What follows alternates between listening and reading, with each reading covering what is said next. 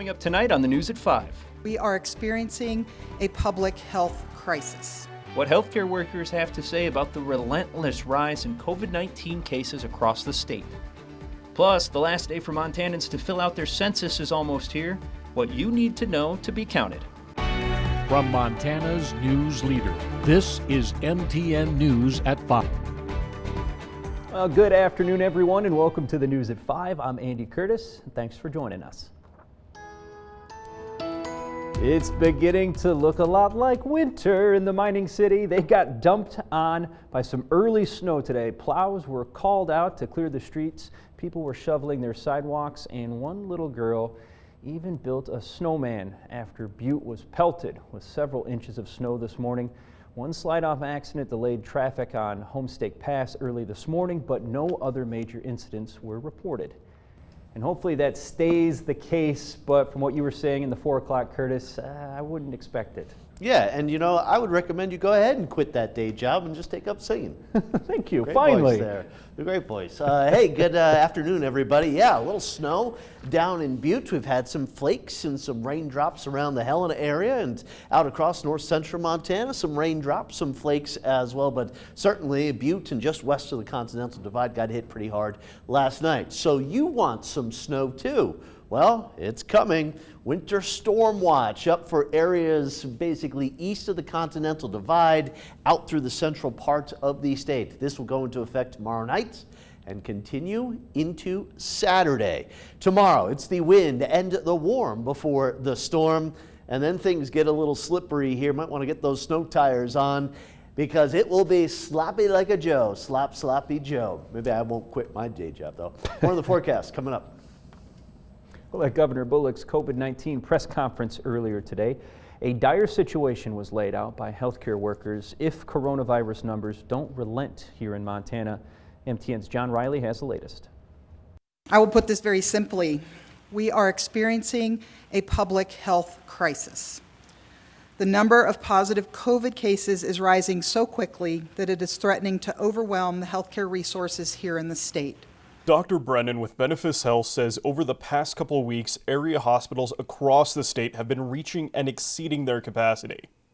Recently, Benefice has been taking on patients from other Montana hospitals after their ICUs had become full. Staffing has also faced challenges, with healthcare workers contracting the virus in their community and having to quarantine.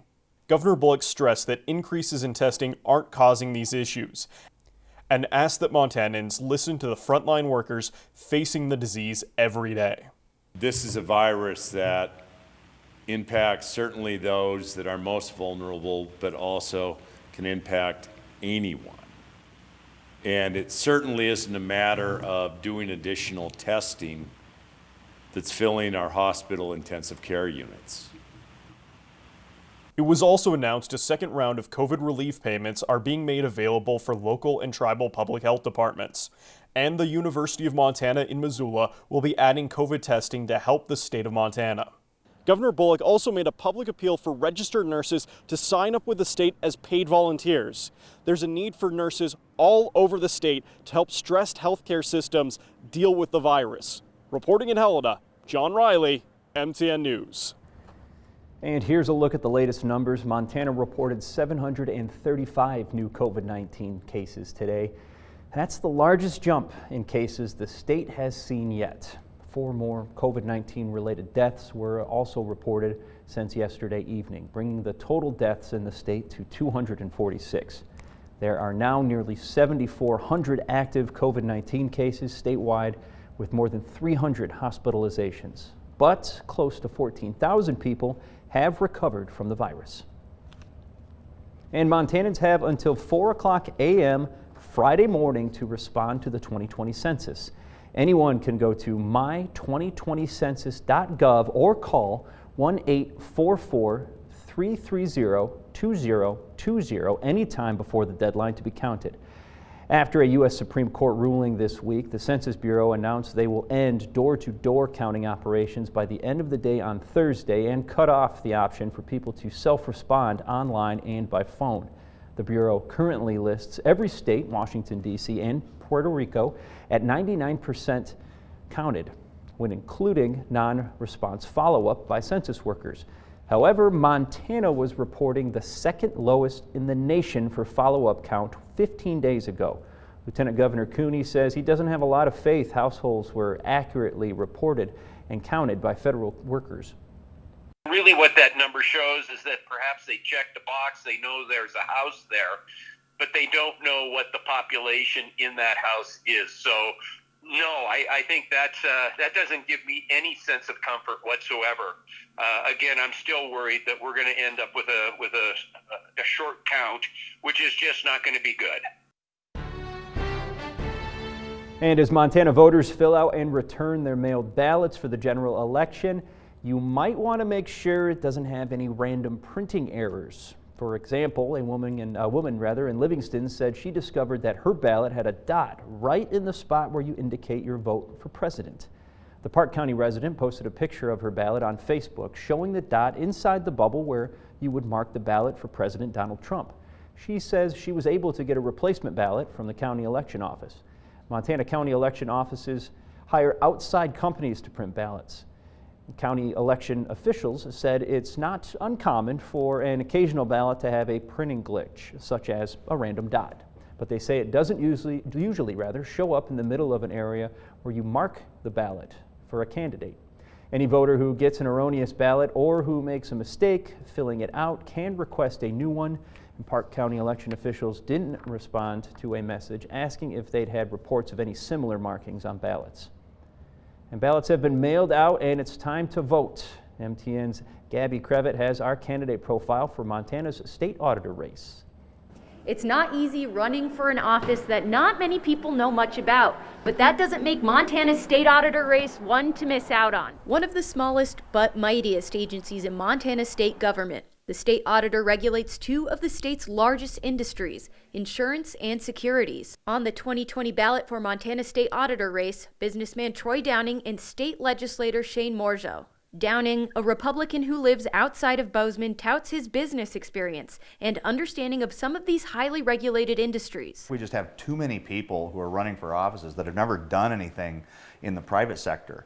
They don't understand what it's like to operate in the private sector, and it affects us. Morgeau, a Democrat, says his most relevant experience is personal, watching families struggle to afford health care in his hometown of Ronan on the Flathead Indian Reservation. We need somebody who's going to step up into this office and look out for people's best interests in Montana, not insurance companies. I think people want someone who comes not from insurance, but who's looking out for the people who comes from our communities and grew up here. Both candidates say transparency, consumer protection, and protecting Montana small businesses are a priority. But they both agree where they disagree the most. One of the things that I want to see in coming back to health insurance is having lots of options. You know, I keep saying having tools in the toolbox. I think having just one tool in the toolbox is not meaningful. You know, I'm all about choices and options, as long as they're actually options that people can use and that actually help people in Montana. So, you know, we talk a lot about building a toolbox, and I think those tools should actually be usable. Montana State Auditor also serves on the Land Board and is part of deciding the future of state trust land. You know, the Land Board does a lot of work to do leases with farmers and ranchers. I'm a product of our public school system in Montana, so I know what the public lands mean to our schools. But even on that land board and understanding what that means to our farmers and ranchers and making sure that we truly are stewards with a long-term goal of using those resources to support our farmers and ranchers and natural resource development. Reporting in Gallatin County, Gabby Crevitt, MTN News. When we come back, Chief Meteorologist Curtis Grevenitz will have a complete check of your forecast. And later, instead of a debate, President Donald Trump and Joe Biden are prepping for dueling town halls. We have the latest from Washington. Now with Chief Meteorologist Curtis Grevenitz. Welcome back. Thanks for joining us here. Looking at pretty nice conditions out there right now in Helena. Still some nice color, the leaves and in the sky. It wasn't always like that. Had some darker clouds and mixed rain and snow showers coming through. And of course, another day with some wind out there.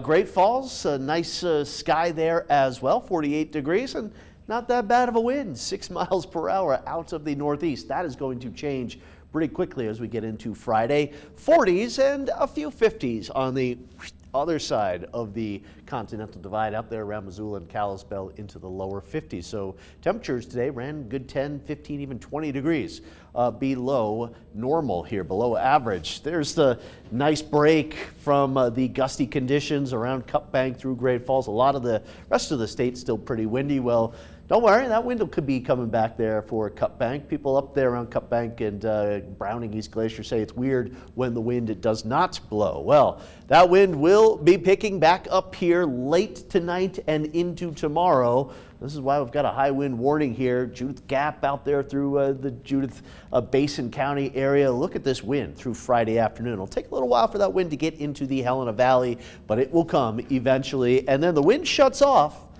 as the snow moves in coming into Saturday here. So there is the high wind warning. Rocky Mountain front out from Great Falls through Lewistown, through Judith Gap, down through the Wheatland County area. Some gusts maybe over 65 miles per hour. And here is the winter storm watch here. The valleys likely about 1 inch to 4 inches by Saturday afternoon. There will be more rounds of snow after that, 1 to 3 inches out across the plains along the Rocky Mountain front, maybe as much as 6 inches, and in the mountains down the divide we could see as much as 10 inches of snow.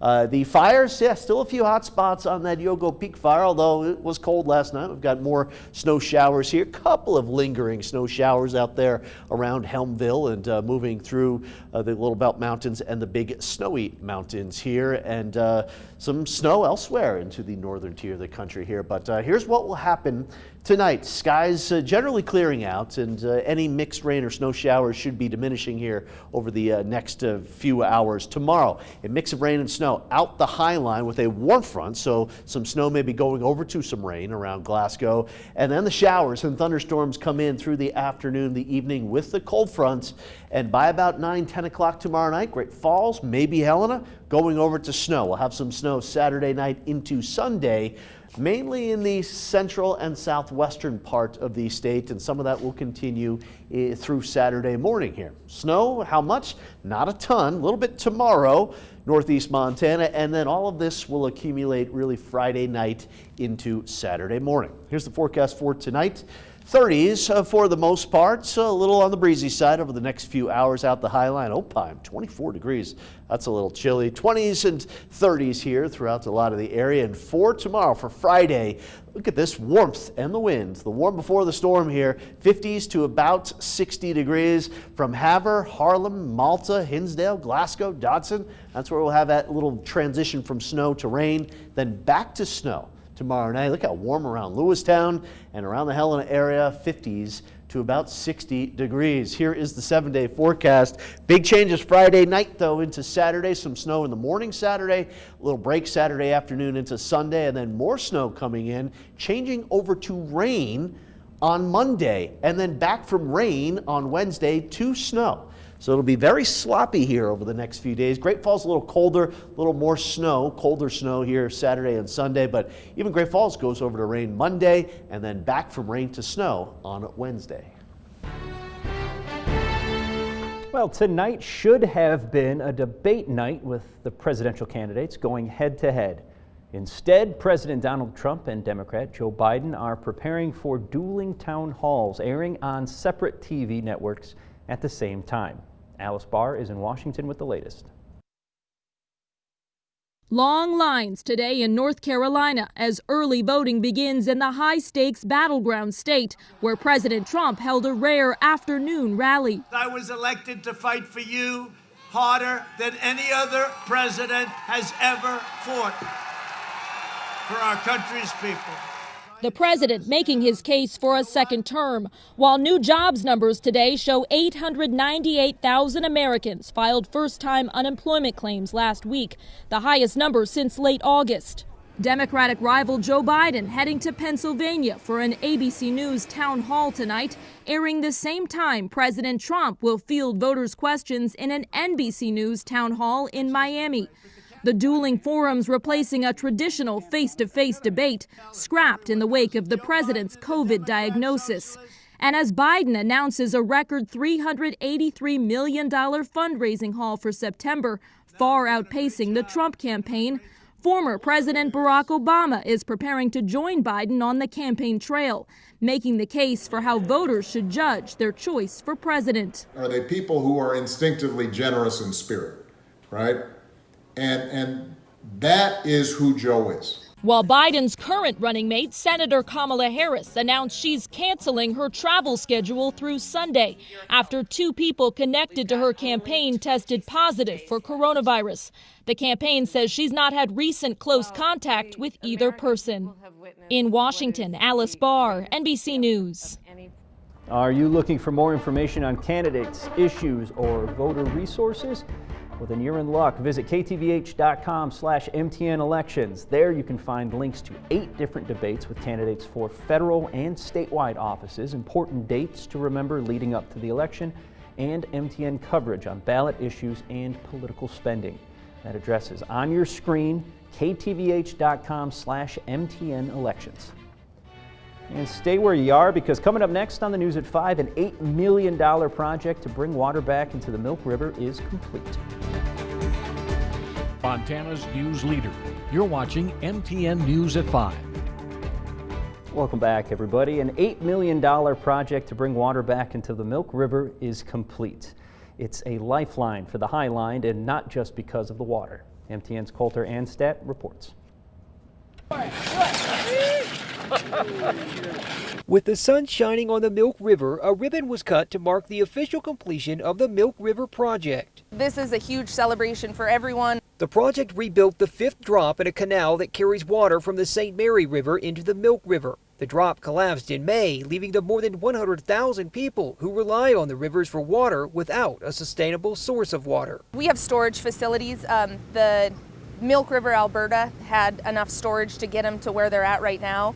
We have Fresno Reservoir for Havre, Chinook, Harlem, and the Fort Belknap Agency, but everything else, all the stock water and everything that this canal supports, and the landowners and the ranchers up here, they were completely without water for the season. Blackfeet Tribe Water Department Director Jerry Lunick says the completion of the project brings new opportunities for the reservation along with the water. We have 5,000 acre feet of water within this project that we can use for future marketing. Representative Greg Gianforte, Senators Steve Daines and John Tester, and Lieutenant Governor Mike Cooney were all at the celebration and say perhaps just as important as the life this project brings is the message it sends. It's a testimony to federal government, state government, tribal government, Canadian government coming together. This is a prime example of folks working together. Back in Washington, I've been saying this St. Mary's project was the #1 infrastructure project that needed repair in the state of Montana. I have to say the people in this part of the country just really stepped up. In Glacier County, Coulter Anstadt, MTN News. We'll wrap things up here when we come back. We welcome our West Coast viewers. More alarming signs that the nation is facing an onslaught of COVID infections. Virtually every region seeing cases climb will have late developments. Also, as social media cracks down on QAnon, a deep look at its followers on NBC Nightly News. News leader. You're watching MTN News at 5. Welcome back, everybody. Thanks for making us a part of your evening tonight. And as you know, we save some of the most important stories for last. And here you go. Toy maker Mattel wants to celebrate the 90th birthday of Fisher-Price in a very special way. So the company launched a digital museum on Instagram that allows visitors to see classic products from the past 9 decades. Those include iconic items like Little People, Dr. Doodle, and the Space Blazer. Each exhibit will be separated by a decade. The company says it hopes that the museum allows everyone to think about their childhood, even if it is just for a few minutes. And thanks for making us a part of your evening. You can catch us back here tonight at 10 and always online at ktvh.com. Have a great night.